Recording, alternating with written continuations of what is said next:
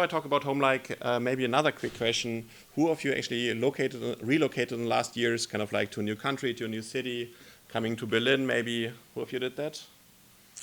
At least a few people, because that's actually the main use case that Homelike is focused on.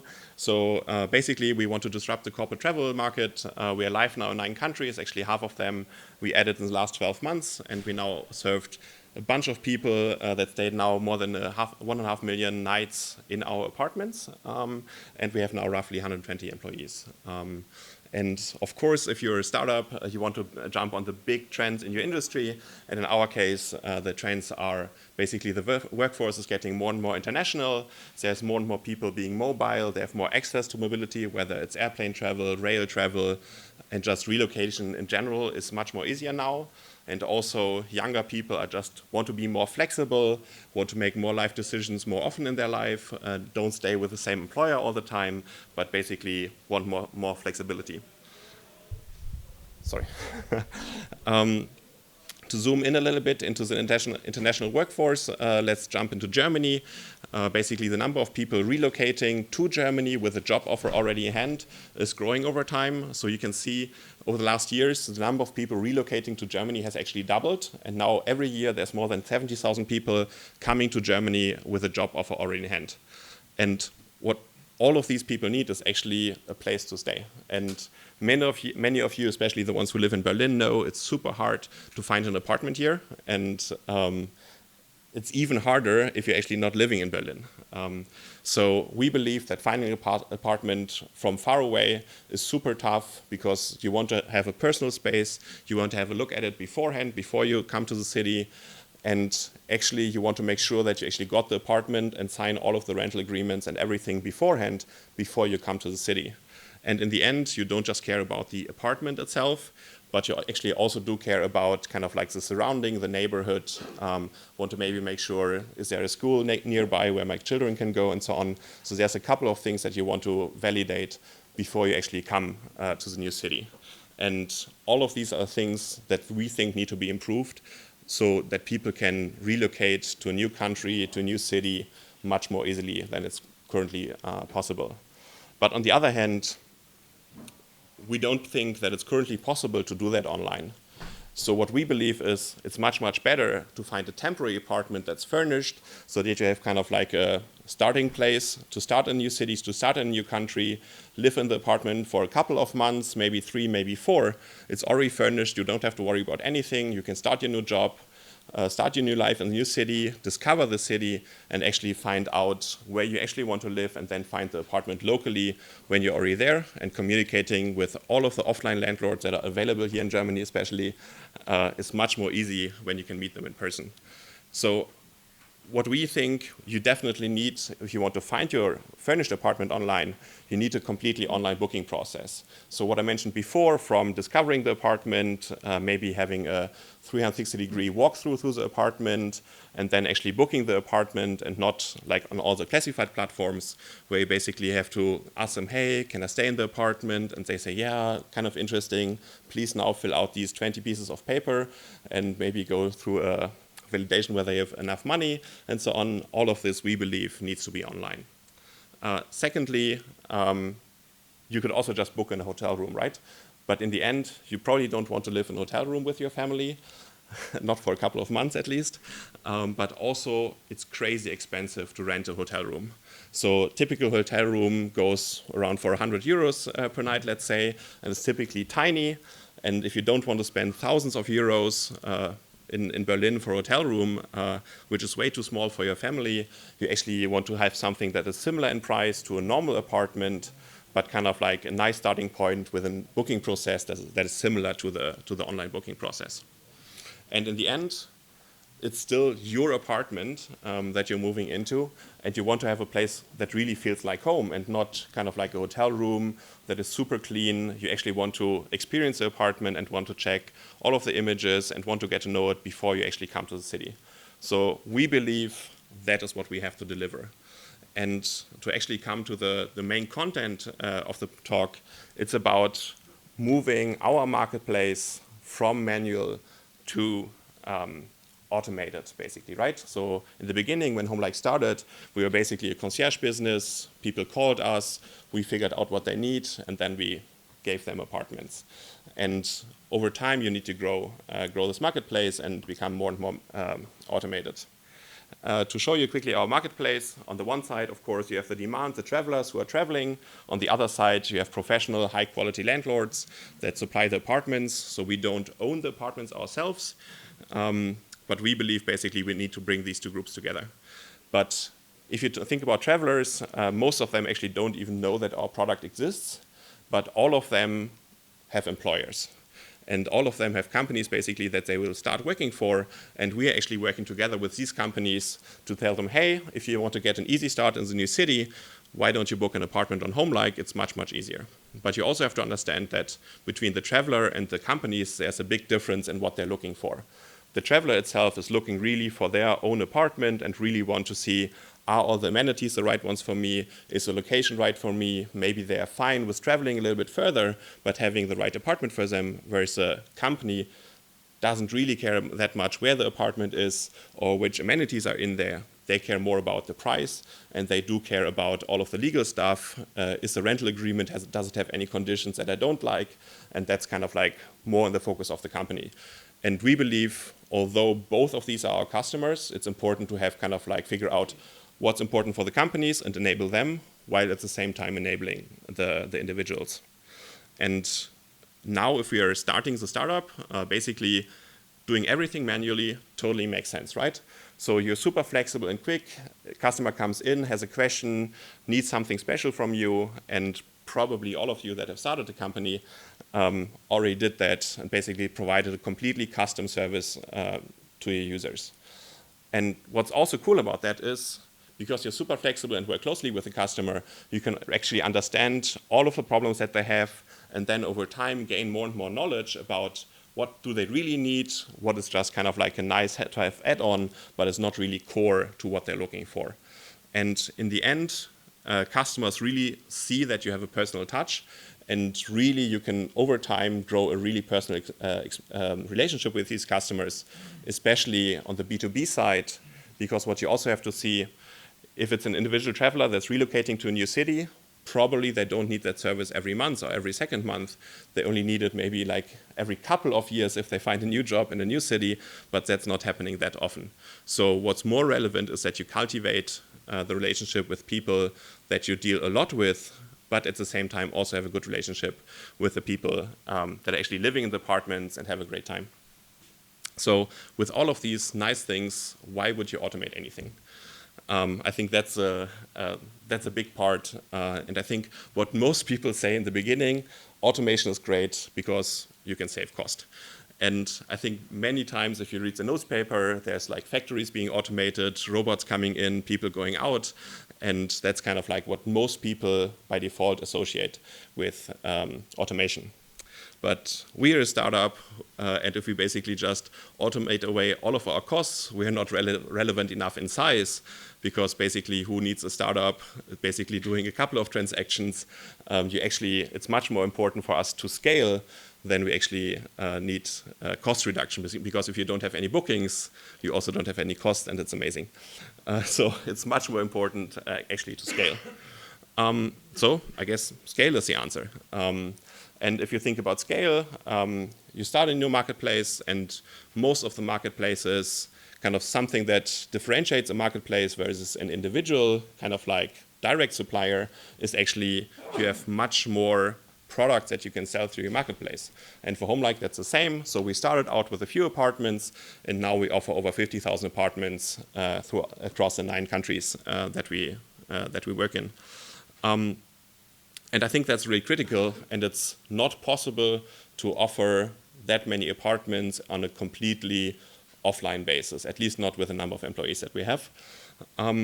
So scaling is very important, and also important for a startup. But I believe it's actually, you can actually do better. I mean, scale is important, and scale is cool, but actually you have to figure out, how can I automate and really make a difference for the customer? How can I really impact the user experience versus doing it manually? And I think for every marketplace, probably these are different things. And probably they're somewhat related to each other, but they're probably different for what you're doing. So maybe a few examples from our side, what we think are big things by automation that we can do better. First of all, instant booking. In the beginning, and still there's a lot of suppliers that still do that with our platform, you go through the process of saying, hey, I'm interested in this apartment. You send a request to the supplier. The supplier says, yes, this person I like, that person I don't like. Or they say, oh, the apartment is not available, sorry, you can't book it. And that's a bad experience for the customer. It's much better if you can book it instantly like a hotel room, but you actually get your own apartment. That's kind of like a key pillar for us. Second one, the online signatures. You don't want to print out stuff, sign it, maybe even send it via mail to somebody. You actually want to go through the process, finish everything, sign it online, and be done with the entire process right when you find the right apartment for you. And the last one, and that might be a little bit counterintuitive, but basically what travel policies is about, we want to enable companies to basically set up a perimeter, basically saying, my employees are allowed to book apartments up to 2,000 euros a month with certain conditions in the rental agreement. Maybe they also need to have certain amenities, but basically they set the perimeter and then send a link to the employees and say, hey, you can book whatever you find on this page, and we're happy with it. And then the employee can go and find, okay, what apartment is really the right apartment for me?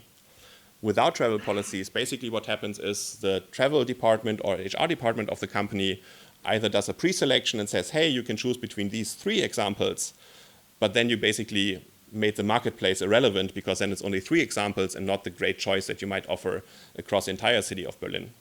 So basically, we want to enable that the people who are actually traveling find the apartments themselves, but the companies can set up the perimeter to enable them to book themselves.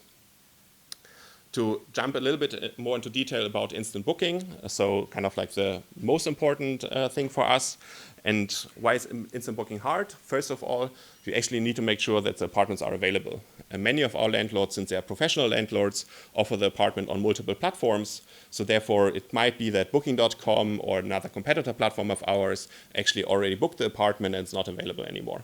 So before booking, we need to check, is it really available? Second part is, in order to optimize their yield, many landlords change their prices frequently, multiple times per day. And in order to kind of like accommodate them, we need to check, is the price that we're currently showing on the platform really the latest price, or did something change? Because if it changes, supplier might be unhappy that we booked the wrong price, and therefore we need to check beforehand. And the last part, maybe some of you don't just need an apartment, but you also need a parking spot, or you want to have frequently cleaning, or maybe you don't like grocery shopping, so somebody should fill up your fridge. And therefore, there might be optional services that you want to book. And all of these need to be there before you finish your booking. And if you want to do that, what we basically saw, okay, in order to enable this use case, we need to integrate with a bunch of systems.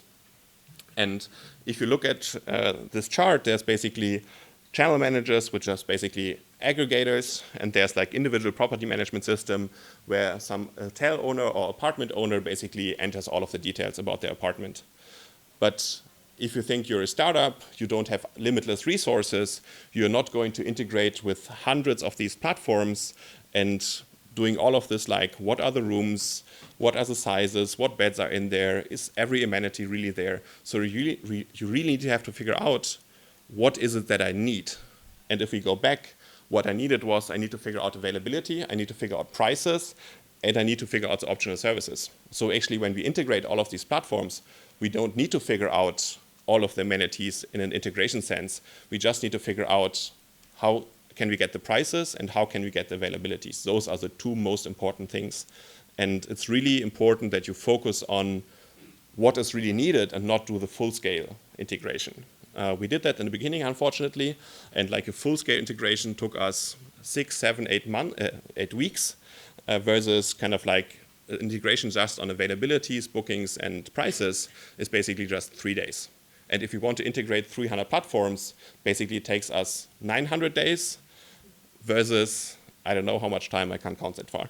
So basically that's why it's really important that you figure out how much do I need to automate that it actually enables my use case. And what this basically means, probably already all of you have read the book from Ed Rees about lean startup, figuring out what is a lean process that enables my use case. So first of all, how can I really make the impact to the customer, and then don't do more than that. So figure out what is my minimum viable product to really drive the use case that I'm looking for. And after you drive your use case, actually validate, is my use case working? When we launched Instant Booking, users started using it, but the reception was not great. And then we needed to figure out, why are people not using it? And there were a couple of things in the way why they were not doing it, mostly because apartments that we started with Instant Booking were priced way too high, because it was basically hotels that you can book on the platform that just uploaded their normal short stay prices. So actually figuring out, you bring the new feature to the platform and then figure out, are people using it? How are they using it? Are they doing it the right way? Are they doing it the wrong way? And if they do that, kind of like, how can we improve? And I think going through the cycle again and again, that's probably what most of you guys are doing anyway, but it's also really important, especially when you think about automation, because it's a lot of work in the end that your engineering team will do. So now we are chugging along nicely, we're automating the right things, and at some point the question comes in, okay, so in this future world, are we automating everything, or are we not automating everything? So what are we automating?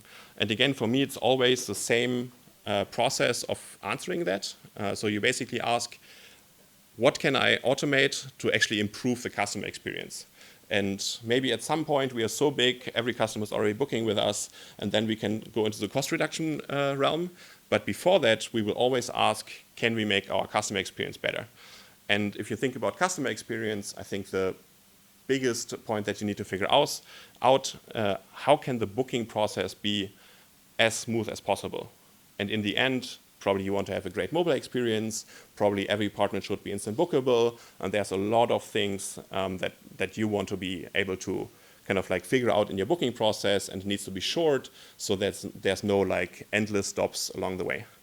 But on the other hand, and I encourage you guys to look also on customer reviews online, on different marketplaces, in many cases it's actually people leaving a very, very good score after they had a fuck up.